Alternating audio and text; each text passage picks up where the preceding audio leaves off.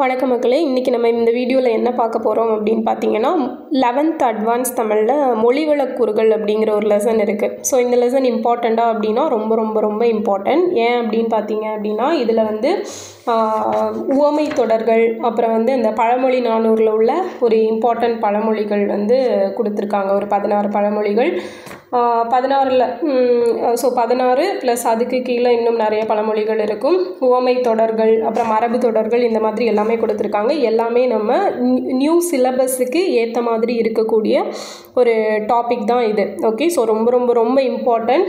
புக்கில் எக்ஸ்ப்ளனேஷன் இருக்காது, ஜஸ்ட் இந்த வேர்ட் என்னன்னு மட்டும்தான் இருக்கும். நான் அதுக்கு இதில் எக்ஸ்ப்ளனேஷன் கொடுக்குறேன், புரியும்னு நினைக்கிறேன். ஓகேவா? ஸோ நிறைய ரெஃபர் பண்ணி தான் கொடுக்குறேன். ஓகே, ஸோ ஃபாலோ பண்ணிக்கோங்க. ஃபைன். ஃபஸ்ட்டு இந்த மொழிவள கூறுகள் அப்படின்னு சொல்லி ஸ்டார்டிங்கில் ஒரு எக்ஸ்ப்ளனேஷன் கொடுத்துருப்பாங்க. இது பெருசாக எதுவும் இருக்காது, ஜஸ்ட் என்ன அப்படிங்கிறத ரீட் பண்ணிக்கலாம். கருத்தையும் உணர்வையும் கற்பனையும் வெளியிடும் கருவி தான் மொழி. ஸோ நம்ம மனசில் என்ன தோணுது, நம்ம என்ன யோசிக்கிறோம் அப்படிங்கிறத வெளியிடுற ஒரு கருவி தான் மொழி, இல்லையா? ஸோ அது நம்மளுக்கு நல்லாவே தெரியும்.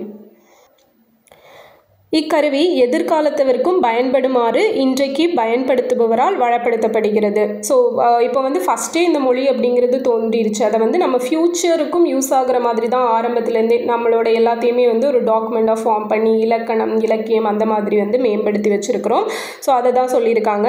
இலக்கியங்கள் அவ்வளத்தை பொதிந்துள்ள மொழி பெட்டகமாக இருக்குது. அதனால தான் தன் மொழியை கற்பதற்கு இலக்கியங்களை வளம் மூலமாக கொள்கிறோம். ஸோ இலக்கியங்கள் வச்சு தான் நம்ம மொழியை கற்றுக்கிறோம், இல்லையா? அதை தான் சொல்லியிருக்காங்க. ஓகேவா? ஒருவருடைய மொழி திறம் வளமும் பொலிவும் பெறுகிறது.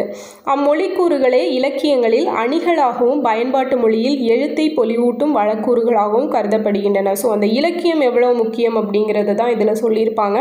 அண்ட் உவமை, உருவகம், இந்த மாதிரி அணிகள் சொல்நிலையிலும் மொழி வழக்கூறுகளாகிய மொழியை வளப்படுத்துகின்றன. பழமொழி, மரபு தொடர் இரண்டும் தொடர்நிலையில் மொழிவளக்கூறுகளாக திகழ்கின்றன. அப்போ மொழிவளக்கூறுகளாக திகழ்வது எது அப்படின்னா அந்த பழமொழி, மரபு தொடர்கள் எல்லாம் தான்.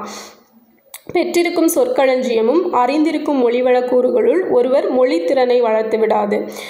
ஸோ சொற்களஞ்சியமும் மொழிவளக்கூறுகள் மட்டும் இருந்துச்சுன்னா ஒருவரோட மொழித்திறன் அப்படிங்கிறது வளர்ந்துராது. ஸோ அவங்க செந்தமிழும் நாப்பழக்கம் அப்படின்னு சொல்லி ஒரு பழமொழி சொல்லுவாங்க, இல்லையா? செந்தமிழும் நாப்பழக்கம் சம்திங் என்னவோ சொல்லுவாங்க. ஓகேவா? ஸோ அந்த பழமொழியை தான் சொல்லியிருக்காங்க.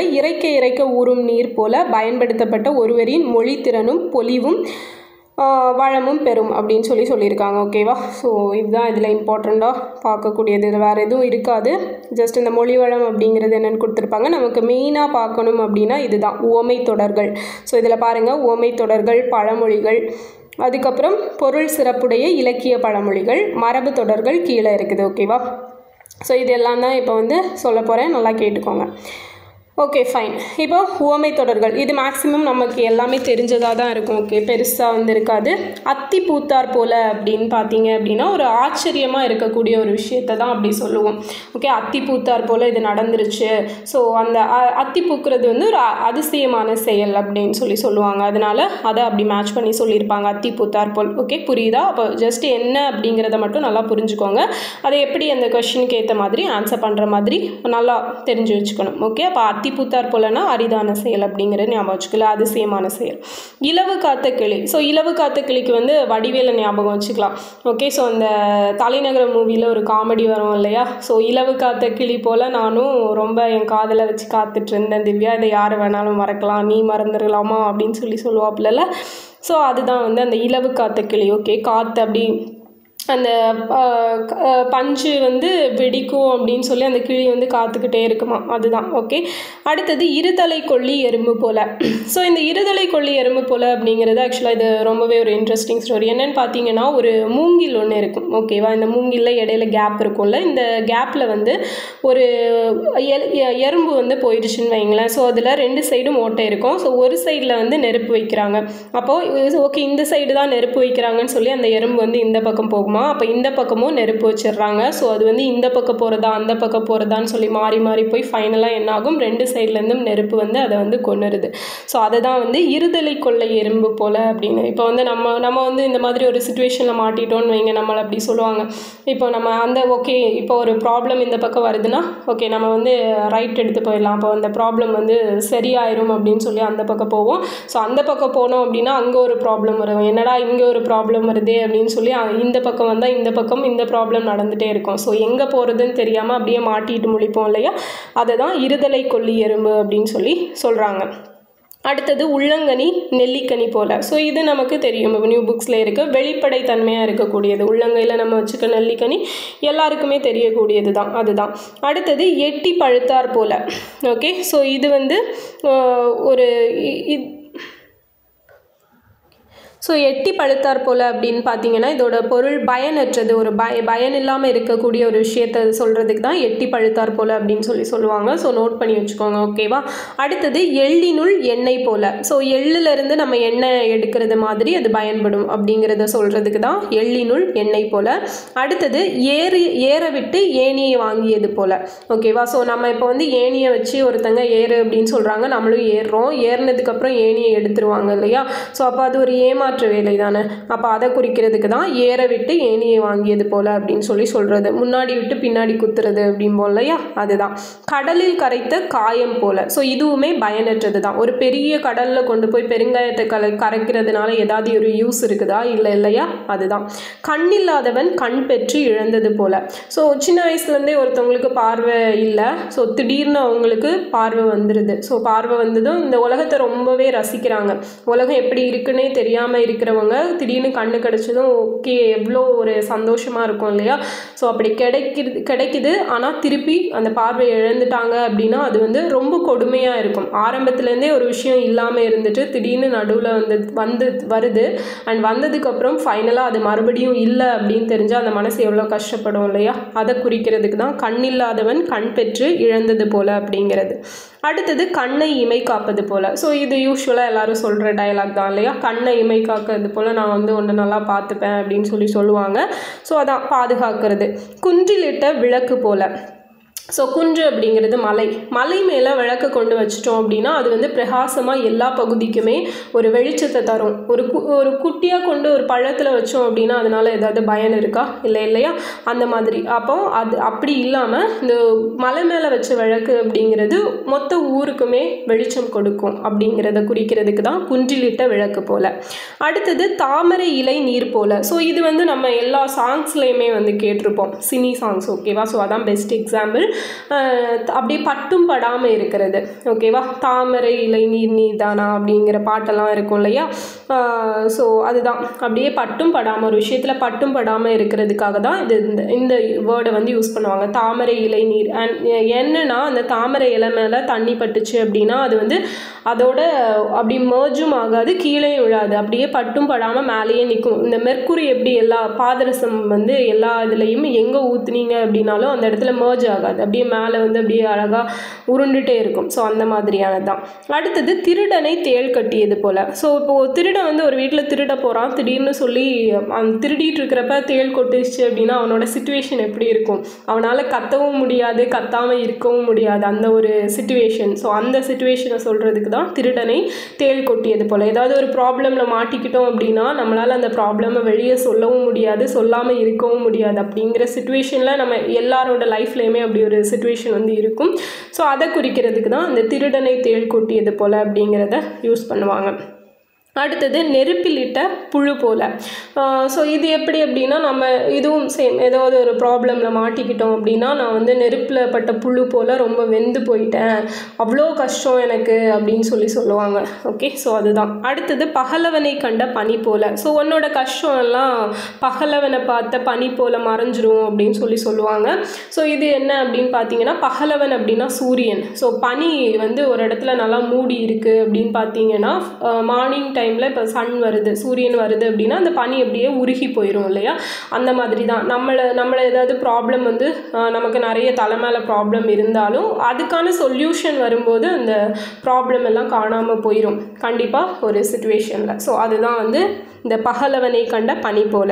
அடுத்து பருத்தி புடவையாய் காய்த்தார் போல. ஓகே, ஸோ பருத்தி வந்து காய்க்கும் போதே புடவையாக காய்ச்சிட்டா எவ்வளோ ஒரு நல்லதாக இருக்கும் இல்லையா? ஆனால் அது வந்து நடக்காத செயல். அப்போ அது வந்து ஒரு நடக்காத செயலை குறிக்கிறதுக்கு தான் பருத்தி புடவையாய் காய்ச்சது போல் நீ வந்து பேசிகிட்டு இருக்க, இந்த வெள்ளைக்காக்கா மலாக்கா பறக்குது அப்படின்னு சொல்லுவாங்க. ஓகேவா? ஸோ அது கூட சேர்ந்தது தான் இதுவும். அடுத்தது புளியம்பழமும் ஓடும் போல். ஸோ புளியம்பழமும் ஓடும் எப்படி இருக்கும்னா, எவ்வளோ தான் உட்காந்து அந்த புளியை நம்ம வந்து ஓடெல்லாம் எடுத்து குத்தி எடுத்தாலும் சமையல் பண்ணும்போது என்ன இருக்கும், அங்கங்கே ஒவ்வொரு தோடு இருக்கும் இல்லையா? ஸோ அதுதான். ஸோ எவ்வளோ தான் எடுத்தாலும் அதில் வந்து ஒட்டிக்கிட்டே இருக்கும் அப்படிங்கிறத குறிக்கிறது தான். அடுத்தது புற்றீசலிலிருந்து ஈசல் புறப்பட்டார் போல். ஸோ இது வந்து இப்போ ஒரு புற்று இருக்குது, அந்த புற்றில் ஈசல் பறந்துச்சு அப்படின்னா அப்படியே திறந்து விட்டோன்னு அப்படியே பயங்கரமாக எல்லாம் பறக்கும் இல்லையா? ஸோ இப்போ ஒரு வவ்வால் வந்து ஒரு குகையில் இருந்து அப்படியே வெளியே வருதுன்னா இப்படி ஃபோர்ஸாக வெளியே வரும். ஸோ அந்த மாதிரி ஃபோர்ஸாக வர்றது தான் ஜஸ்ட் லைக் மடை திறந்த வெள்ளம் போல் அப்படிங்கிறத கூட இதுக்கு எக்ஸாம்பிளாக சொல்லலாம். அடுத்தது மின்னாமல் இடித்தது போல். ஸோ மின்னாமல் இடித்தது போல் அப்படின்னா எப்போவுமே யூஸ்வலாக இடி இடிக்குது அப்படின்னா மின்னல் வந்ததுக்கப்புறம் தான் இடி இடிக்கும் இல்லையா? அப்போ மின்னல் வராமல் இடி இடிக்குது அப்படின்னா அது ஒரு அதிசயமான நிகழ்வு இல்லையா? அப்போ அதிசயத்தை குறிக்கக்கூடியது தான் மின்னாமல் இடி இடித்தால் போல அப்படிங்கிறது. வெண்ணிலவும் வானும் போல. ஸோ வானத்தையும் வெண்ணிலவையும் எப்படி பிரிக்க முடியாதோ அப்போ அது வந்து ஒரு ஒற்றுமையாக இருக்கக்கூடிய விஷயம் இல்லையா? ஒரு நட்புன்னு சொல்லலாம், ஒற்றுமைன்னு சொல்லலாம். ஸோ அதுதான் வந்து இந்த வெண்ணிலவும் வானும் போல அப்படிங்கிறது நமக்கு உணர்த்தக்கூடியது. ஓகே, ஸோ இதுதான் வந்து இந்த 20 உவமை தொடர்களுக்கும் பொருள். புரிஞ்சிருக்கும்னு நினைக்கிறேன். ஓகேவா? எதுக்காவது புரியலை அப்படின்னா கமெண்டில் சொல்லுங்கள், நான் அகெயின் அதுக்கு வேறு பெஸ்ட் எக்ஸாம்பிளோட சொல்ல ட்ரை பண்ணுறேன். ஓகே, நெக்ஸ்ட் வந்து பழமொழிகள். ஸோ ஓகே, பழமொழிகள். ஸோ இதுக்கு பார்த்தீங்க அப்படின்னா படிக்கும்போதே ரொம்ப இன்ட்ரெஸ்டிங்காக இருக்கும் இந்த மாதிரி விஷயங்கள்லாம். பழமொழிகள், அப்புறம் மரபு தொடர்கள், இதெல்லாம் நல்லாயிருக்கும். ஆக்சுவலாக அந்த விஜய் டிவியில் ஒரு ப்ரோக்ராம் போடுவான் ஸ்டார்டிங்கில். அதில் வந்து சொல்லுவாங்கள்ல, என்னென்னா மண்ணெண்ணெய் விளக்கெண்ணெய் வேப்பெண்ணெய் நீ எப்படி போனால் எனக்கு என்ன அப்படின்னு சொல்லி எல்லாம் பயங்கரமாக காமெடி பண்ணுவாங்க. அந்த மாதிரி தான் இந்த பழமொழிகள் எல்லாம். ஸோ ஜாலியாக படிச்சிட்டோம் அப்படின்னா மறக்காது. ஓகே, ஸோ ஃபஸ்ட்டு வந்து 1000 காக்கை கோர்க்கல்.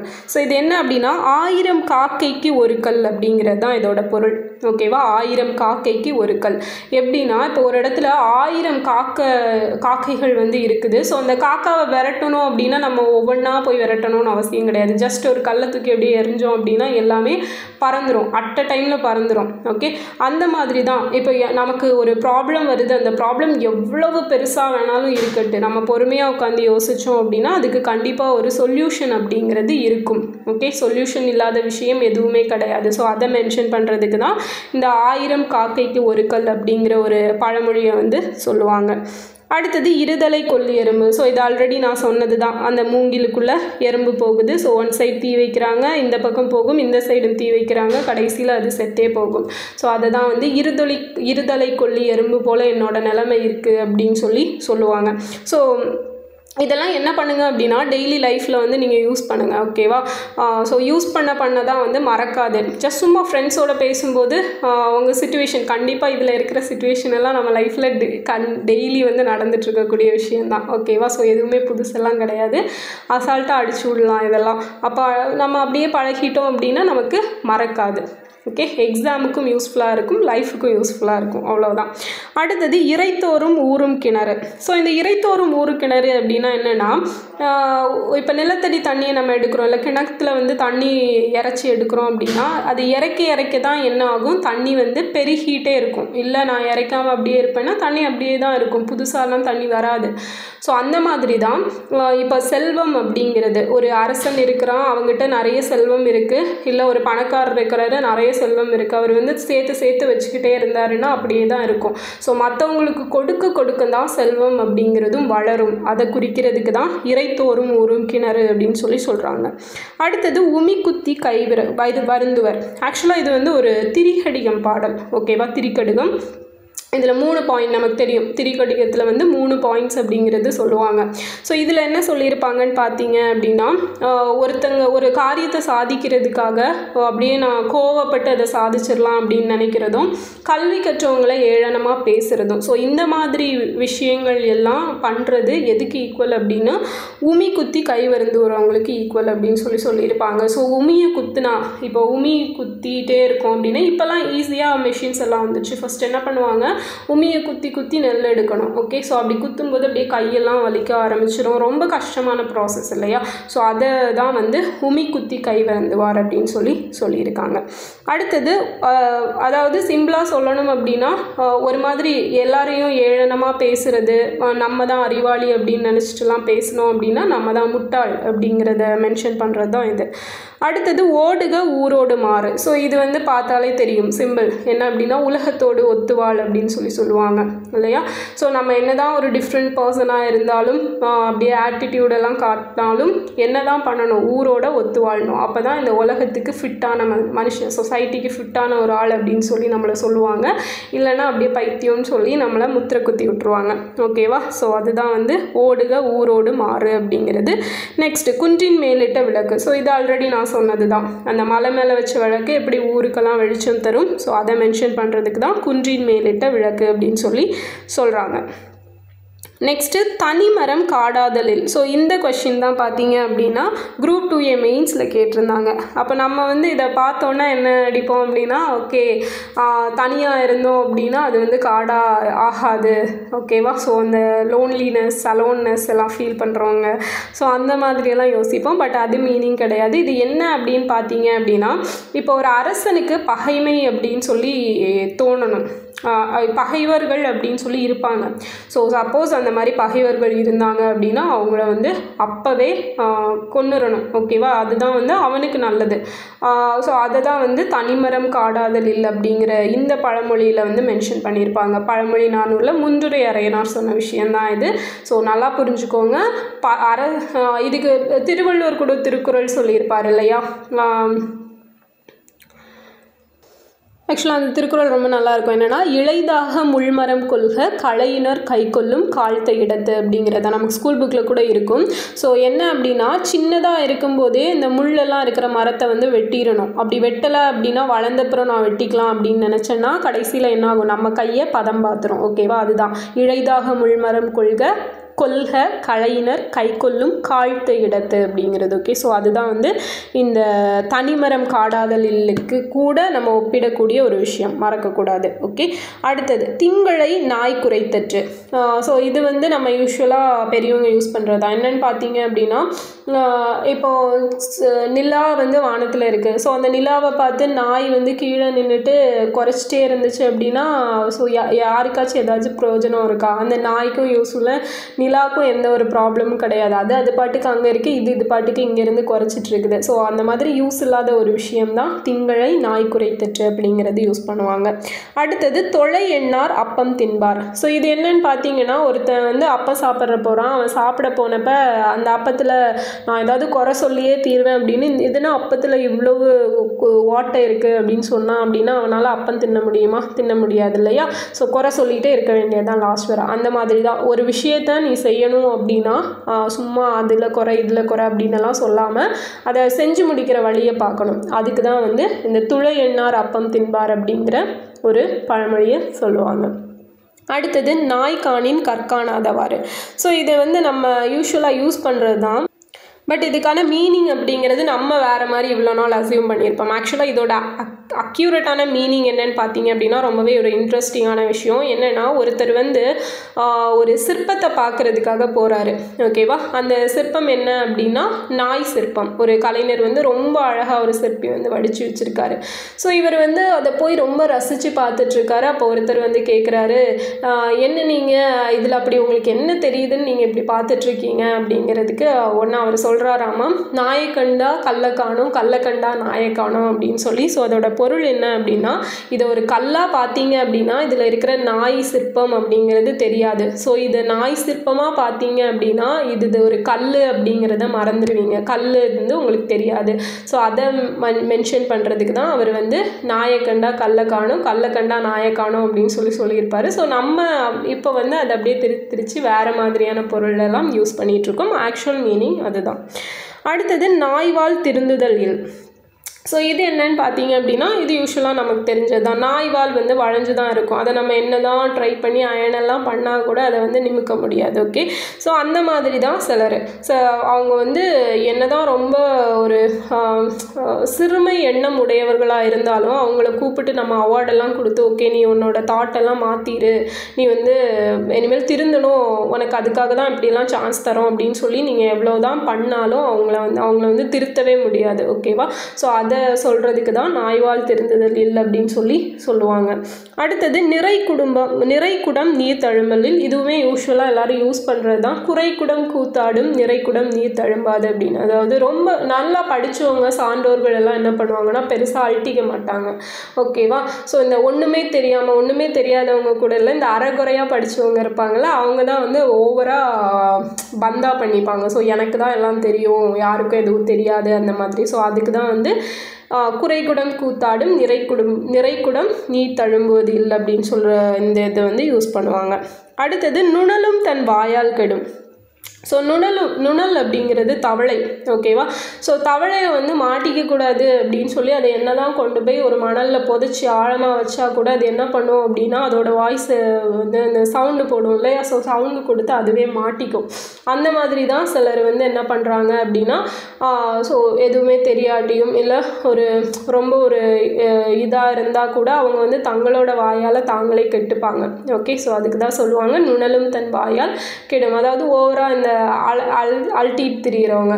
ஸோ அவங்க என்ன சொல்லணும் சொல்லக்கூடாது, எந்த இடத்துல பேசணும் பேசக்கூடாதுன்னு தெரியாது. அப்போ வந்து அவங்க அப்படியே எல்லாத்தையும் உண்மை விளம்பியாக உளறிடுவாங்க. ஸோ அவங்களுக்கு தான் நுணலும் தன் வாயால் கெடும்னு சொல்லுவாங்க. அடுத்தது பசி பெரிதாயினும் புல் மேயாதாகும் புலி. ஸோ பசி எவ்வளோ தான் பசி எடுத்தாலும் புலி என்ன பண்ணாது, புல்லை தின்னாது இல்லையா? அந்த மாதிரி தான் நம்ம வந்து ஒழுக்கமாக இருக்கணும்னு நினச்சோம் அப்படின்னா ஒழுக்கமாக தான் இருக்கணும். ஓகே, ஸோ எந்த ஒரு சிச்சுவேஷன்லேயுமே நம்மளோட பாத்துலேருந்து நம்ம விலகி போகக்கூடாது. அதுக்கு தான் புலி பசித்தாலும் புல்லை தின்னாது. ஸோ அந்த மாதிரி நம்ம இருக்கணும், புலி மாதிரி. அடுத்தது பாம்பரியும் பாம்பின் கால். ஸோ இது என்னென்னா, ஒரு பாம்பு இருக்குது அப்படின்னு இன்னொரு பாம்புக்கு தான் தெரியும். அந்த மாதிரி தான் ஒரு சான்றோர் வந்து பேசுகிறாங்க ஒரு அவையில் வந்து. இப்போ ஒரு தமிழ் புலவரே பேசுகிறாருன்னு வைங்களேன், அதை நார்மலான ஒரு மக்கள் கேட்டாங்க அப்படின்னா என்னடா அவர் தமிழில் செப்பிட்டு இருக்கிறாரே தாங்க முள்ள அறவை அப்படின்னு சொல்லுவோம். பட் அதுவே இன்னொரு அறிஞர் கேட்கும்போது என்ன எவ்வளோ அழகாக பேசுகிறாரு, எவ்வளோ அழகானது இந்த தமிழ் மொழி அப்படின்னு சொல்லி அந்த மொழியோட ஒரு சிறப்பை வந்து ரொம்பவே புகழ்ந்து கூறுவாங்க இல்லையா? ஸோ அதுக்கு தான் பாம்பரியும் பாம்பின் கால் அப்படின்னு. ஒரு அறிஞரோட சிறப்பு இன்னொரு அறிஞருக்கு தான் தெரியும். அடுத்தது பூவோடு நாரி ஏய்க்குமாறு. ஸோ இது வந்து எதுக்கு சொல்லுவாங்க அப்படின்னு பார்த்தீங்க அப்படின்னா, இப்போ ஒரு பெரிய குடியில் பிறந்தவங்க ஒரு சிறிய குடியில் பிறந்தவங்கள மேரேஜ் பண்ணுறாங்க அப்படின்னா அது எப்படி இருக்கும் அப்படின்னு பார்த்தீங்க அப்படின்னா, இப்போ பூ அப்படிங்கிறது ரொம்பவே மனம் உள்ளது இல்லையா? ஸோ நார் அப்படிங்கிறது ஏதாவது மனம் இருக்குமா? எதுவும் இருக்காது. ஆனால் பூவை கட்டுறதுக்கு நார் பயன்படுது. ஸோ அந்த பூ மணக்கிறனால நாரும் மணக்கும் இல்லையா? அந்த மாதிரி தான் அந்த பெரிய குடியில் பிறந்தவங்க கூட இந்த சிறிய குடியில் பிறந்தவங்க சேரும்போது அது வந்து ரொம்ப சிறப்பாக தான் இருக்கும் அப்படிங்கிறது தான் ஆக்சுவலாக அந்த பழமொழினாரில் அந்த பாடல் ஒன்று கொடுத்துருப்பாங்க. ஸோ அதுக்கான பொருள். அடுத்தது இலக்கிய பழமொழிகள். ஸோ இது 16 புரிஞ்சிருக்கும்னு நினைக்கிறேன். நெக்ஸ்ட் வந்து இலக்கிய பழமொழிகள் தான் பார்க்க போகிறோம். ஸோ ஐரையிட்டு வரால் வாங்குபவர். ஸோ இது என்னன்னு பார்த்தீங்க அப்படின்னா, சிறுசாக ஒரு ஏதாவது முதலீடு பண்ணிட்டு சின்னதாக ஒரு இன்வெஸ்ட்மெண்ட் பண்ணிட்டு பெருசாக ப்ராஃபிட் ஈட்டுறவங்க அவங்கள தான் ஐரையிட்டு வரால் வாங்க. அதாவது ஐரை மீனை பிடிக்க போகிறேன் ஆற்றுல, வரால் மீன் பிடிச்சிட்டு வரேன்னு சொல்லி ஒரு பாட்டு வரும் இல்லையா? ஸோ குட்டி அந்த ஐரை மீன் அப்படிங்கிறது ரொம்ப குட்டியாக இருக்கும், அதை போட்டு பெரிய மீனை பிடிக்க. ஸோ அதுதான் வந்து சொல்லுவாங்க சின்னதாக முதலீடு பண்ணி பெரிய லாபம் எடுக்கிறது. அடுத்தது ஏற்றுக்கன்று ஏறாய் விடும். ஸோ இது என்னன்னு பார்த்தீங்க அப்படின்னா, குடிப்பிறப்பின் சிறப்பு ஒருபோதும் மாறாது அப்படிங்கிறது தான். ஓகேவா? ஸோ என்னதான் இருந்தாலும் ஒரு ஒரு நல்ல ஒரு சான்றோர் ஃபேமிலியில் பிறந்திருந்தாங்க, ஒரு சான்றோராக இருந்தாங்க அப்படின்னா அவங்களோட சிறப்பு எந்த ஒரு சிச்சுவேஷன்லையுமே மாறாது அப்படிங்கிறத குறிக்கிறதுக்கு தான் இந்த ஏற்றுக்கன்று ஏறாய்விடும் அப்படிங்கிற பழமொழி வந்து சொல்லுவாங்க. அடுத்தது ஓர்த்தது இசைக்கும் பறை. ஸோ இது என்னன்னு பார்த்தீங்க அப்படின்னா பறை வந்து இருக்கும். ஸோ அந்த பறை வந்து அது என்னதான் இருந்தாலும் அதை இசைக்கிறவங்க இந்த தாளம் தான் வெளிவரணும் அப்படின்னு ஒரு தாட்டை வச்சுட்டு இசைப்பாங்க. ஸோ அவங்க என்ன தாட்டில் இசைக்கிறாங்களோ அந்த தாளம் தான் வெளிவருமே தவிர அந்த பறையோட விருப்பப்படி எதுவுமே வராது. ஓகே, ஸோ அந்த மாதிரி தான் ஒவ்வொரு மனுஷங்களோட மனசும், அவங்க மனசில் என்ன நினைப்பாங்க என்ன செய்வாங்கன்னு யாருக்கும் தெரியாது. ஸோ அவங்க மனசோட கருத்துப்படி தான் அந்த எண்ணங்கள் எல்லாமே வந்து வெளிவரும். ஓகே, ஸோ அது வந்து அவரவர் விருப்பப்படி செய்கிறது. அதை தான் ஓர்த்தது இசைக்கும் பறை அப்படின்னு சொல்லி சொல்லுவாங்க. அடுத்தது கானக துக்க நிலா. ஸோ இது என்ன அப்படின்னா கீழ் மக்களோடு கொண்ட நட்பு பயனற்று ஒழியும் அப்படிங்கிறது தான். ஸோ நம்ம வந்து திருவள்ளுவர் நிறைய திருக்குறளில் சொல்லியிருப்பார். அதாவது நம்ம வந்து மேல் மக்கள் ஒரு சான்றோரோட நட்பு கொண்டோம் அப்படின்னா அது வந்து வளர்ப்பிறை போல் வளரும். அதுவே தேவையில்லாதவங்க கூட ஃப்ரெண்ட்ஷிப் வச்சிட்டோம் அப்படின்னா தேய்ப்பிறை போல் நாளுக்கு நாள் தேய்ஞ்சிட்டு போகும்னு சொல்லுவார்ல. சேம் அதே தான் வந்து இந்த கானக துக்க நிலா அப்படிங்கிறதோட பொருள். அடுத்தது சான்றோர் அவைப்படின் சாவாது பாம்பு. ஸோ இது என்னன்னு பார்த்தீங்க அப்படின்னா சான்றோர் பகைவரின் துன்பத்தை நீக்க முயல்வர். ஓகே, ஸோ இப்போ என்ன அப்படின்னா ஒரு சான்றோராக இருக்காங்க, சிறந்த பண்புள்ளவங்களாக இருக்கிறாங்க அப்படின்னா அவங்க வந்து தங்களோட பகைவருக்கு கூட ஏதாவது துன்பம் வந்துச்சு அப்படின்னா அதை கூட தாங்க முடியாமல் அதை தீர்க்கிறதுக்கு தான் முயல்வாங்களே தவிர துன்பம் வரணும், அவங்க வந்து ஒன்றும் இல்லாமல் போகணும் அப்படின்னு சொல்லியெல்லாம் நினைக்க மாட்டாங்க. ஓகே, ஸோ அதை மென்ஷன் பண்ணதான் சான்றோர் அவைப்படின் சாவாது பாம்பு. ஸோ அப்போ வந்து அந்த சான்றோர்கள் கூடியிருக்கிற அவையில் ஒரு பாம்பு போச்சுன்னா கூட அந்த பாம்பை அவங்க கொல்ல மாட்டாங்க அப்படிங்கிற மீனிங்கில் வருது. அடுத்தது சுரையாழ அம்மி மிதப்ப அப்படிங்கிறது. ஸோ இது என்னன்னு பார்த்தீங்க அப்படின்னா நற்குடி பிறவார் செல்வத்தால் தருக்கி நிற்பர் அப்படிங்கிறது.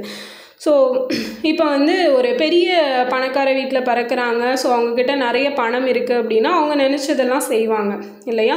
ஸோ ஒரு ஏழ்மையான வீட்டில் பிறக்கிறாங்க, ஸோ அவங்க என்ன தான் நல்லவங்களாகவே இருக்கட்டும், ஆனால் ஏழ்மையான வீட்டில் பிறந்துட்டாங்க அப்படின்னா அவங்க நினைக்கிறதெல்லாம் செய்ய முடியாது இல்லையா. ஸோ ஒரு ரியாலிட்டியாக பார்க்கணும் அப்படின்னா இந்த உலகத்தில் பணம் இருந்தால் தான் என்ன வேணால் வாங்க முடியும், செய்ய முடியும் அப்படிங்கிறது தான் ரியாலிட்டி.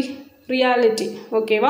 ஸோ அதை தான் மென்ஷன் பண்ண சுரை ஆழ அம்மி மிதப்ப அப்படின்னு சொல்லி. ஸோ சுரை அப்படிங்கிறது இந்த சுரைக்காய் அப்படிங்கிறது. ஓகேவா. ஸோ அது வந்து ஆழமாக போயிட்டு அம்மி என்ன பண்ணுதான் மிதக்குதான். ஆனால் அது எங்கேயாவது நடக்குமா? வெயிட்டாக இருக்கிறது தானே உள்ளே போகும், வெயிட் இல்லாதது மேலே மிதக்கும் இல்லையா. ஸோ அதை தான் வந்து அப்படி சொல்கிறாங்க. அடுத்தது தமக்கு மருத்துவர் தாம். ஸோ இதுக்கு பார்த்தீங்க அப்படின்னா ஒருத்தங்க வந்து தான் ஒரு காரியத்தை செய்யணும் அப்படின்னா தனக்கு தேவையான விஷயத்த தான் செஞ்சு முடிக்கணும். ஓகே, ஸோ இன்னொருத்தவங்களை எதிர்பார்த்து எப்போவுமே இருக்கக்கூடாது. அதுதான் தமக்கு மருத்துவர் தாம் அப்படிங்கிறது. அடுத்தது தம்மை உடைமை தலை. ஸோ இது என்ன அப்படின்னா இம்மையாகட்டும் அருமையாகட்டும், ஸோ இப்பிறவியிலாகட்டும் இல்லை மறுபிறவி ஆகட்டும், எத்தனை பிறவி எடுத்தாலும் சரி ஒழுக்கமான வாழ்வு அப்படிங்கிறது என்னென்னா ஒரு கண்ட்ரோல்டு மைண்ட் அப்படின்னு சொல்லுவாங்க. தங்களை கட்டுப்படுத்தி வாழ்கிறது மட்டும்தான் ஒரு ஒழுக்கமான வாழ்வுக்கான வழி அப்படிங்கிறது தான். அதான் வந்து தம்மை உடைமை தலைமை. ஆக்சுவலாக இதுக்கு முன்னாடி என்ன வரும்னா இம்மைக்கும் வறுமைக்கும் தம்மை உடைமை தலை அப்படிங்கிற ஒரு பழமொழினான ஒரு பாடல் தான் வரும். ஓகேவா. ஸோ நல்லா இருக்கு இல்லையா. அடுத்தது தீநாள் திருவுடையார்க்கில். ஸோ இது என்ன அப்படின்னா நம்ம வந்து முற்பிறவியில் ஏதாவது ஒரு நல்லது செஞ்சுருந்தோம் அப்படின்னா நமக்கு வந்து முற்பிறவின்னு கிடையாது, முன்னாடி ஏதாவது ஒரு நல்லது செஞ்சுருப்போம். அப்போ நமக்கு ஒரு பேட் டே வருது, ஒரு தீமையான நாள் வருது. எல்லாருக்கும் எல்லா நாளும் பெஸ்ட் டேவாக இருக்காது இல்லையா. ஸோ அப்போ ஏதோ ஒரு தீமையான நாள் வருது அப்படின்னா அந்த நாளில் கூட அப்படி நல்லது செஞ்சுருந்தாங்க அப்படின்னா அவங்களுக்கு எந்த ஒரு தீமையும் அண்டாது அப்படிங்கிறது தான் இந்த தீநாள் திருவுடையார்க்கில் அப்படிங்கிறது. ஓகேவா. அப்படி முன்னாடி நல்வினை செஞ்சவங்களுக்கு தீய நாளில் கூட ஒரு கெட்டது வராது. அடுத்தது நனி வெந்நீர் இல்லம் சுடுகலாவாறு. ஸோ இதோட பொருள் என்ன அப்படின்னு பார்த்தீங்க அப்படின்னா, ஒரு நல்ல விறகு கொண்டு நல்ல விறகு வச்சு எரித்து தண்ணி வந்து அப்படியே பயங்கரமாக கொதிக்குது, ஓகேவா? அவ்வளோ ஒரு கொதிக்கிற தண்ணி. ஸோ அந்த தண்ணியை எடுத்து வீட்டில் ஊற்றணும் அப்படின்னா வீடு எரியுமா? எரியாது இல்லையா? ஸோ அதுதான் வெந்நீர் வீட்டை எரிக்காது அப்படிங்கிறது தான். அந்த மாதிரி தான் ஒரு சான்றோர் வந்து என்ன தான் நினச்சி அவங்க கெட்டது பண்ணணும் அப்படின்னு சொல்லி நினச்சாலும் அவங்க வந்து பண்ண மாட்டாங்க அப்படியெல்லாம். ஓகே, ஸோ அதுதான் இதுக்கான பொருள். அடுத்தது நாய் மேல் தவிசிடுமாறு. ஸோ இது என்ன அப்படின்னா, அந்த நாய் வாலை நிமிர்த்த முடியாதுன்னு சொல்லி முன்னாடி பார்த்தோம் இல்லையா? அதே தான் இந்த நாய் மேல் தவிசிடுமாறு அப்படிங்கிறது. ஓகே, ஸோ என்ன தான் ட்ரை பண்ணாலும் நாய் வாலை நிமிர்த்த முடியாது. அந்த மாதிரி சிறுமை குணமுள்ளவர்களை கூப்பிட்டு நீ என்ன தான் அவார்டு கொடுத்து நீ இனிமேல் திருந்திரு அப்படின்னு சொன்னாலும் அவங்க வந்து எப்போவுமே திருந்த மாட்டாங்க அப்படிங்கிறத தான் இது மென்ஷன் பண்ணுது. ஓகே, ஸோ 1லேருந்து 27 வரையிலான பழமொழிகள் பழமொழி 400 என்னும் நூலிலிருந்து எடுக்கப்பட்டுள்ளது. ஸோ 1 to 16 இன்றைய வழக்கில் உள்ளன. இவற்றை பயன்படுத்தி அரிய கருத்துக்களை பழமொழி 400 விளக்கியுள்ளது. ஸோ இது வரைக்கும் எல்லாருக்கும் நல்லா புரிஞ்சிருக்கும்னு நினைக்கிறேன். ஓகே, ஸோ என்னால் முடிஞ்ச அளவுக்கு பெஸ்ட்டாக எக்ஸ்பிளைன் பண்ணியிருக்கேன். ஸோ புரியலை அப்படின்னா சொல்லுங்கள், திருப்பி சொல்கிறேன். ஓகே, நெக்ஸ்ட் வந்து மரபு தொடர்கள். ஸோ இது வந்து ரொம்ப நல்லாயிருக்கும், சீக்கிரம் முடிஞ்சிடும். அகல கால் வைத்தல் அப்படிங்கிறது பார்த்தீங்க அப்படின்னா, இப்போ வந்து ஒருத்தவங்க ஒரு பிஸ்னஸ் பண்ணிகிட்டு இருக்காங்க. ஸோ நல்லா போய்கிட்டு இருக்கு. அப்போ போய்கிட்டு இருக்கிறப்பவே சைடில் இன்னொருத்தவங்க வந்து ஒரு ஆசையை மூட்டுறாங்க அப்படின்னா என்ன பண்ணுவாங்க, அப்படியே ஓகே அதையும் நம்ம ஒரு கை பார்த்துடலாம், இது நல்லா தானே இருக்குது அப்படின்னு சொல்லி அங்கேயும் ஒரு கால் வைப்பாங்க. ஸோ அப்படி வச்சா என்ன ஆகும், அது மேபி தெரியாத விஷயமா கூட இருக்கலாம். ஸோ அப்படி வைக்கிறப்ப கண்டிப்பாக நஷ்டம்தான் ஆகும். அதுதான் ஆற்றுல ஒரு கால் சேத்துல ஒரு கால் அப்படின்னு சொல்லி சொல்லுவாங்க இல்லையா, அந்த மாதிரி. அடுத்தது ஆறப்போடுதல். ஸோ ஆறப்போடுதல் அப்படிங்கிறது ஒரு விஷயத்தை தள்ளி போடுறது. ஓகே, மெதுவாக ஓகே இதை இப்போவே செஞ்சால் ப்ராப்ளம் ஆகும், கொஞ்சம் அப்படியே ஆற விட பார்த்துக்கலாம் அப்படின்னு சொல்லி சொல்லுவாங்க இல்லையா, அதுதான். நெக்ஸ்ட்டு ஆழம் பார்க்க.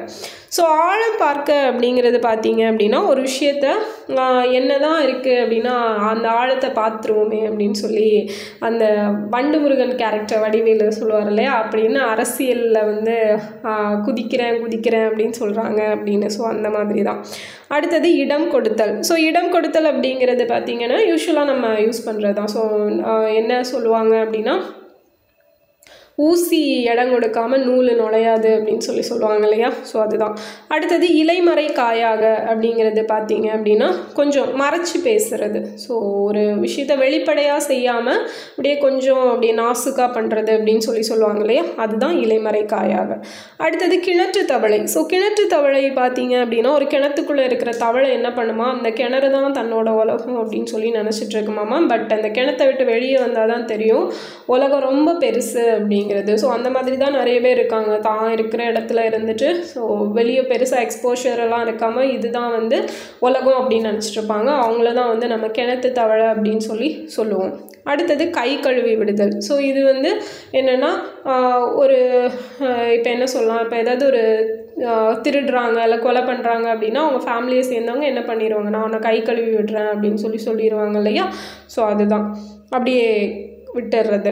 அடுத்தது கையை கடித்து விட்டதால். ஸோ இது என்னென்னா நஷ்டம் அடைகிறத சொல்லுவாங்க. ஓகே, ஸோ நம்ம சொல்லுவோம் இல்லையா, ஸோ மாத கடைசியாச்சு கைக்கு ஒரே கடிக்குது, கையை கடிக்குது அப்படின்னு சொல்லி யூஸ்வலாக சொல்லுவாங்க.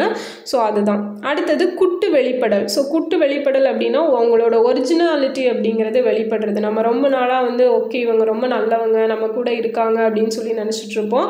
பட் அந்த ஒரு சிச்சுவேஷனில் தான் தெரியும். ஓகே, நம்ம பட்டதுக்கப்புறம் தான் வந்து தெரியும் ஓகே இவங்க இப்படி தான், இவங்களோட குட்டு இப்போ தான் வெளிப்பட்டிருக்கு அப்படின்னு சொல்லி நினைப்போம் இல்லையா, அதுதான். அடுத்தது நீர் பூத்த நெருப்பாய் அப்படின்னா, ஒரு நீரில் வந்து நெருப்பு படுமா, இருக்காது இல்லையா. ஸோ அந்த மாதிரி தான் நீர் பூத்த நெருப்பாய் அப்படிங்கிறது. அடுத்தது எடுப்பார் கைப்பிள்ளை. ஸோ எடுப்பார் கைப்பிள்ளை அப்படிங்கிறது நிறைய டைம் கேட்டிருக்காங்க ப்ரீவியஸ் இயரில். ஸோ தன்னோட சுய அறிவில் வந்து செயல்படாமல் அவங்கள வச்சு எல்லாருமே யூஸ் பண்ணிப்பாங்க. ஸோ அவங்க என்ன சொல்கிறாங்களோ அந்த மாதிரி எல்லாம் இவங்க வந்து தாளம் போட்டுட்ருப்பாங்க. ஓகே, ஸோ அதான் எடுத்தார் கைப்பிள்ளை. யார் என்ன சொன்னாலும் அதுக்கேற்ற மாதிரி பேசுகிறது, தன்னோட சுய சிந்தனையில் பேச மாட்டாங்க, செய்ய மாட்டாங்க. அவங்கள தான் எடுப்பார் கைப்பிள்ளைன்னு சொல்லி சொல்லுவாங்க. அடுத்தது கழுத்தில் கட்டி. ஸோ கழுத்தில் கட்டி அப்படின்னா புஷ்ஷிங் ஒர்க் டு அதர்ஸ். அதாவது இந்த வேலையை நீ செய் அப்படின்னு சொல்லி புஷ் பண்ணுறது, தள்ளி விடுறது. ஓகேவா, ஸோ அதுதான் கழுத்தில் கட்டி. ஸோ கழுத்தில் கட்டி விட்டால் தான் நீ இந்த வேலையை செய்வியா அப்படின்னு சொல்லி கேட்குற மாதிரி. ஓகே, கம்பி நீட்டினான். ஸோ இதுக்குமே வடிவேல் ஜோக்கை வந்து சொல்லலாம். அந்த சீனா தானா நாட் ஒன் மூவியில் வந்து கண்ணிமைக்கும் நேரத்தில் கம்பி நீட்டி விட்டார் அப்படின்னு சொல்லி சொல்லுவார் இல்லையா. ஸோ அதுதான், அதாவது அந்த இடத்துலேருந்து அப்படியே எஸ்கேப் ஆகி ஓடுறது. அடுத்தது கடுக்காய் கொடுத்தல். ஸோ கடுக்காய் கொடுத்தல் அப்படின்னா ஏமாற்றுதல். ஓகே, ஸோ இதுக்கு ஒரு எக்ஸாம்பிள் என்ன சொல்லலாம் அப்படின்னா, இப்போ ஒருத்தங்க வந்து ஒரு கட்சியில் இருக்காங்க. ஸோ அந்த கட்சிக்காக நிறைய செஞ்சுருக்காங்க. ஆனால் அவங்களுக்கு பதவி கொடுக்கணும் அப்படிங்கிற ஒரு சிச்சுவேஷனில் பதவி கொடுக்காம வேற ஒருத்தவங்களுக்கு பதவி கொடுத்துருவாங்க இல்லையா. ஸோ அந்த டைம் அந்த மாதிரி இருக்கிறது தான். ஸோ உனக்கு வந்து காரியத்தை செய்யாமல் கடுக்காக கொடுத்துட்டாங்க அப்படின்னு சொல்லி சொல்கிறது.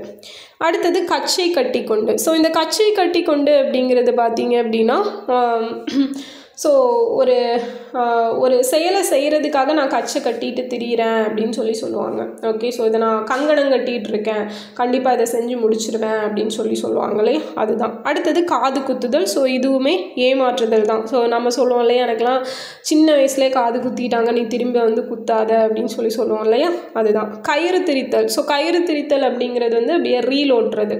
ஸோ பொய்யா சொல்லுவாங்க இல்லையா, ஸோ அதுதான். அடுத்தது கரைத்து குடித்தல். ஸோ என்ன சொல்லலாம், நான் வந்து எக்ஸாமுக்கு அப்படியே கரைச்சி குடிச்சிட்டேன் அப்படின்னு சொல்லி சொல்லுவாங்கள்ல, அதுதான். ஸோ கரை கட்டி விட்டேன். ஸோ கரை கட்டி விட்டேன் அப்படிங்கிறது வந்து ஓகே இதுதான் அப்படின்னு சொல்லி நான் வந்து என்னோடய பார்டர் லைன் வந்து ஃபிக்ஸ் பண்ணிக்கிட்டேன் அப்படின்னு சொல்லி சொல்கிறத கரை கட்டி விட்டேன்னு சொல்லி சொல்லலாம். ஓகே, நெக்ஸ்ட்டு கிள்ளுக்கீரை. ஸோ கிள்ளுக்கீரை அப்படிங்கிறது ஈஸி டு ஹேண்டில், ஈஸியாக ஹேண்டில் பண்ணுறது ஒரு விஷயத்தை. நான் அப்படியே ரொம்ப போகிற போக்கில் அப்படியே ஈஸியாக ஹேண்டில் பண்ணிவிட்டு, ஸோ நம்ம டிவிகே மீட்டிங்கில் விஜய் சொல்லியிருப்பார் இல்லையா, அப்படியே நான் வந்து போகிற போக்கில் லெஃப்ட் ஹேண்டில் ஹேண்டில் பண்ணிட்டு போய்கிட்டே இருப்பேன் அப்படின்னு சொல்லி. ஸோ அதுதான் வந்து கிள்ளுக்கீரை அப்படிங்கிறது. தலைமேற்கொண்டு அப்படின்னு பார்த்தீங்க அப்படின்னா, ஒரு விஷயம் வந்து தலைக்கு மேலே வச்சு அதை வந்து இம்பார்ட்டன்ஸ் கொடுத்து நம்ம வந்து சீக்கிரமாக செஞ்சு முடிப்போம் இல்லையா, அதுதான். அடுத்தது நெல்லிக்காய் மூட்டை. ஸோ நெல்லிக்காய் மூட்டையை கொட்டினார் போல் அப்படிங்கிறது இப்போ நம்ம புது புக்லேயே இருக்கும். ஸோ அந்த மாதிரி ஒரு ஒற்றுமை இல்லாமல் இருக்கக்கூடியது, அதுதான் நெல்லிக்காய் மூட்டை. ஸோ அடுத்தது பொடி வைத்து பேசுதல். ஸோ பொடி வைத்து பேசுதல் அப்படிங்கிறது யூஸ்வலாக நம்ம ஃப்ரெண்ட்ஸ்குள்ளே பேசுகிறதாகட்டும் இல்லை ஃபேமிலிக்குள்ளே பேசுகிறதாகட்டும் யூஸ் பண்ணுறதா இல்லையா. ஏதோ பொடி வச்சு பேசுகிறான், டைரெக்டாக பேசாமல் ஏதோ சொல்ல வரான், குத்து பேச்சு பேசுகிறான் அப்படின்னுலாம் சொல்லுவோம் இல்லையா, அதுதான். அடுத்தது தாழம் போடல். ஸோ இது வந்து இந்த சிங் அப்படின்னு சொல்லி சொல்லுவோம் இல்லையா. ஸோ யாராச்சும் ஏதாச்சும் பேசுனா ஒவ்வொரு கேங்லேயும் ஒவ்வொரு கேரக்டர் அப்படிங்கிறது இருக்கும். ஒருத்தங்க சொல்கிறதுக்கு அந்த கூட இருக்கிறவங்க வந்து அப்படியே தாழம் போடுவாங்க, சிங்சாங் தட்டிகிட்டு இருப்பாங்க. ஸோ அதுதான் தாழம் போடல். அடுத்தது தலை தப்பினால் போதும். ஸோ இது என்னன்னு பார்த்தீங்க அப்படின்னா, தலைக்கு வந்தது தலைப்பாகையோட போச்சு அப்படின்னு சொல்லி சொல்லுவோம் இல்லையா. ஸோ ஜஸ்ட் லைக் தட், அதுதான். எனக்கு வந்து என்னோட தலை தப்புனா போதும், வேறு எதுவும் எனக்கு வேணாம், நான் வந்து தப்பிச்சா போதும் அப்படின்னு சொல்லி சொல்கிறது. அடுத்தது முகத்தில் கரி பூசி விட்டான். இது வந்து இன்சல்ட் பண்ணுறது. ஒரு நிறைய பேர் இருக்கிற இடத்துல திடீர்னு நம்மளை வந்து அப்படியே திடீர்னு புகழ்ந்து பேசிகிட்டே இருப்பாங்க, அப்படியே வந்து இன்சல்ட் பண்ணிடுவாங்க ஏதோ ஒன்று சொல்லி. ஸோ அதுதான் முகத்தில் கரி பூசி விட்டான். அடுத்தது நடுத்தெருவில். ஸோ நடுத்தெருவில் விட்டுட்டான் என்ன அப்படின்னு சொல்லி சொல்கிறோம்ல, அது. அடுத்தது முழுக்கு போடுதல். ஸோ முழுக்கு போடுதல் அப்படிங்கிறது கட்டடிக்கிறத யூஸ்வலாக சொல்கிறது. அண்ட் விளக்கேற்றி வைத்தார் அப்படின்னா, ஓகே இது வந்து யூஸ்வலாக நிறைய யூஸ் பண்ணுறதான். அந்த என்னோடய வீட்டுக்கு வந்து விளக்கேற்றி வைக்க வந்துட்டாங்க அப்படின்னுலாம் சொல்லுவோம் இல்லையா, அதுதான். அடுத்தது பூத்து போனதால் அப்படின்னா அது வந்து கெட்டு போச்சு. ஸோ இந்த இப்போலாம் சொல்கிறோம்ல பூமர் அப்படிங்கிற மாதிரி, ஸோ அதை கூட எக்ஸாம்பிளாக சொல்லலாம். ஓகே, ஸோ இதுதான் வந்து இந்த மரபு தொடர்கள் அப்படிங்கிறது. ஆக்சுவலாக மரபு தொடர்களை பொறுத்த வரைக்கும் நம்ம வந்து டே டு டே லைஃப்பில் யூஸ் பண்ணுற மீனிங்கில் தான் வரும். ஸோ பெருசாக நீங்கள் பயப்பட வேண்டியதில்லை. ஸோ இதில் உள்ள கொஷின்ஸ் தான் கேட்பாங்க. ஓகே, ஸோ இதுதான் ரிப்பீட்டாக இதுலேருந்து நிறைய கேட்டிருக்காங்க. அண்ட் இதெல்லாம் புரிஞ்சிருக்கும் அப்படின்னு சொல்லி நினைக்கிறேன். ஓகே, ஸோ மரபு தொடர்களில் சில பழமொழியாகவும் விளங்குவதை காணலாம். சில மரபு தொடர்கள் பழமொழியோடு தொடர்பு கொண்டவை. பல தொடர்கள் போல் எனும் உவமோர்புடன் சேர்ந்து விளங்குகின்றன. ஸோ இவ்வாறு வழங்கும்போது இந்த தொடர்கள் அடையாக வந்து புதிய பொருளை தரும். அதாவது அத்தி பூத்தார் போல, அப்போ போல அப்படிங்கிறது வருதுல, அபூர்வமாக அப்படிங்கிற ஒரு மரபு தொடர் வந்து வரும் அப்படின்னு சொல்லி சொல்கிறாங்க. ஸோ சிலது வந்து பழமொழிக்கும் நேராக பொருள் தர்ற மாதிரி இருக்கும். சட்டியில் இருந்தால் தானே அகப்பையில் வரும் எனும் பழமொழிக்கு கம்பி நீட்டு எனும் மரபு தொடரோட பொருள் ஒரே மாதிரியாக இருக்கும் அப்படின்னு சொல்லி நம்ம சொல்ல முடியாது. சிலதை வந்து ஓகே ரெண்டும் ஒரே மாதிரி இருக்கும். இப்போ என்ன பார்த்தோம், அந்த காது குத்தல் கடுக்காய் கொடுத்தல், ஸோ ரெண்டுமே வந்து ஏமாற்றுதல் அப்படிங்கிற பொருளில் வரும். பட் இது ரெண்டும் வந்து ஒரே பொருளில் வராது இல்லையா. ஸோ சில பழமொழிக்கு சில மரபு தொடர் வந்து ஈக்குவலாக வரும், சிலதுக்கு வந்து வேறு வேறு மாதிரி வரும் அப்படின்னு சொல்லியிருக்காங்க. அடுத்தது, ஒரு பழமொழியின் குறுகிய வடிவம் மரபு தொடராக மாறலாம். தலைக்கு மேலே வெள்ளம் போகும்போது சான் என்ன முழம் என்ன. ஓகே, ஸோ தலைக்கு மேல் வெள்ளம் அப்படிங்கிறது மரபு தொடர். எல்லாமே முடிஞ்சு போச்சு, இதுக்கப்புறம் வந்துட்டு என்ன நடந்தா என்ன நடக்காட்டி என்ன அப்படின்னு சொல்லுவோம் இல்லையா. ஸோ அந்த ஒரு ஜோக் கூட சொல்லலாம் அதுக்கு பெஸ்ட் எக்ஸாம்பிளாக. ஓகே, அது வேண்டாம் இந்த இடத்துல. ஓகேவா. ஸோ அதான், இதில் உள்ள தலைக்கு மேல் வெள்ளம் என்பது மரபு தொடர். ஓகேவா. எனவே பொது பொருள் பெற முடியாத பழமொழிகளில் குறுகிய வடிவம் மரபு தொடராக வழங்கும் வாய்ப்புள்ளது. ஓகே, ஸோ இதுதான். ஸோ இவ்வாறு மொழிவள கூறுகள் மொழித்திறனில் கருதத்தக்க இடத்தை பெறுகின்றன. இவற்றை பயன்படுத்தி கட்டுரைகளையும் பல இலக்கிய படைப்புகளையும் மாணவர் தர வேண்டும். Okay, so fine. இதுதான் வந்து மொழிவளக்கூறுகள். ஸோ இந்த லெசன் கேட்டிருந்தீங்க அண்ட் ரொம்ப ரொம்ப ரொம்ப இம்பார்ட்டண்ட்டான ஒரு லெசன். நான் என்னால் முடிஞ்ச அளவுக்கு எக்ஸ்பிளைன் பண்ணியிருக்கேன். ஓகே, ஸோ கண்டிப்பாக புரியாமலாம் இருக்காது. அண்டு புரியுதா புரியலையா, ஸோ புரியல அப்படின்னா சொல்லுங்கள், புரிஞ்சாலும் கமெண்டில் சொல்லுங்கள். அண்ட் வீடியோ மறக்காமல் ஃபுல்லாக பாருங்கள். ஸோ அதை நான் ஃபஸ்ட்டே சொல்லியிருக்கணும். Okay fine. பார்த்தீங்களா இல்லையா அப்படின்னு தெரில. ஓகே, லாஸ்ட் வரை பார்த்தீங்க அப்படின்னா அப்படியே கமெண்டில் சொல்லிடுங்க. ஓகே, ஸோ இன்னும் ஆக்சுவலாக நம்ம இலக்கணம் அப்படிங்கிறது கம்ப்ளீட்டாக முடிச்சிட்டோம். அதுக்கு நான் புக் பேக் ஆன்சர் ஏன் கொடுக்கலன்னு பார்த்தீங்க அப்படின்னா, நிஜமாகவே சொல்லப்போனால் அதுக்கு ஆன்சர் ஃபைண்ட் பண்ணுறது ரொம்ப கஷ்டமாக இருக்குது. நம்ம கொடுக்குறது கரெக்டாக கொடுக்கணும் இல்லையா, அதனால தான் வெயிட் பண்ணிகிட்ருக்கேன். அண்ட் அது கரெக்டாக அக்யூரேட்டாக ஆன்சர் நமக்கு இதுதான் அப்படின்னு தெரிஞ்சதுக்கப்புறம் நான் கண்டிப்பாக கொடுக்குறேன். ஸோ அந்த 12th சொன்ன மாதிரி ஒரு 60+ கொஸ்டின்ஸ் இருக்குது அந்த இலக்கணத்துக்கு. எல்லாம் ஒரே இடத்துல கொடுத்து வச்சுருக்காங்க. ஸோ அதை தேடி கண்டுபிடிக்கிறது அப்படிங்கிறது ஒரு மாதிரி இருக்குது, ஓல்டு எடிஷன் வேறையா. ஸோ அதனால தான். அண்ட் 11th பார்த்தீங்க அப்படின்னா ஆல்ரெடி கொடுத்ததுலேயே 2-3 மிஸ்டேக் இருக்குது அப்படிங்கிற மாதிரி தோணுச்சு. அதனால தான் நான் அதுக்கப்புறம் புக் பேக் ஆன்சர்ஸ் கொடுக்கல. ஸோ அதுவுமே நான் உங்களுக்கு கன்ஃபார்ம் பண்ணிட்டு, ஸோ 11th தனியாக ஒரு வீடியோ, 12th ஆல்ரெடி சொன்ன மாதிரி தான் கொடுத்துட்றேன். பட் கண்டிப்பாக கொடுப்பேன். ஓகேவா. ஸோ அதுக்கு முன்னாடி இந்த லெசன்ஸ் நிறைய இம்பார்ட்டன்ஸ் இருக்குது. இலக்கியம் இலக்கணங்கள் எல்லாம் இந்த 11th 12th புக்கில் உரைநடையில் இம்பார்ட்டன்ட் இருக்குது. ஸோ இதுலேருந்து கொஷின் கேட்பாங்க. இது போக பார்த்தீங்க அப்படின்னா 2003-5 எடிஷன்ஸ் இருக்கு இல்லையா, 8th 9th 10th. ஸோ அதில் இருக்கிற இலக்கணம் பார்த்தீங்க அப்படின்னா ரொம்பவே பெஸ்ட்டாக கொடுத்துருக்காங்க. கொஷின்ஸ் அங்கேருந்து தான் எடுப்பாங்க. அண்ட் குரூப் 2 மெயின்ஸுக்கு கூட அதுலேருந்து சில கொஷின்ஸ் வந்திருக்கு. ஸோ நம்ம அதையுமே பார்க்கணும். அது என்னென்னா இலக்கணம் தான், பட் என்ன அப்படின்னா அந்த இலக்கணம் இப்போ இருக்கிற சிலபஸுக்கு அப்படியே மேட்ச் ஆகுது. ஸோ அதுலேருந்து தான் கேட்பாங்க அப்படிங்கிற மாதிரியான ஒரு இது இருக்குது, ஒரு சிச்சுவேஷன் இருக்குது. ஸோ அது நம்ம பார்க்கலாம். ஓகேவா. ஸோ அதையும் சீக்கிரமாக முடிச்சிடலாம். அண்ட் ஓகே, கண்டினியூஸாக வீடியோக்கு சப்போர்ட் பண்ணுங்கள். அண்ட் நெக்ஸ்ட் வீடியோவில் பார்க்கலாம். தேங்க்யூ.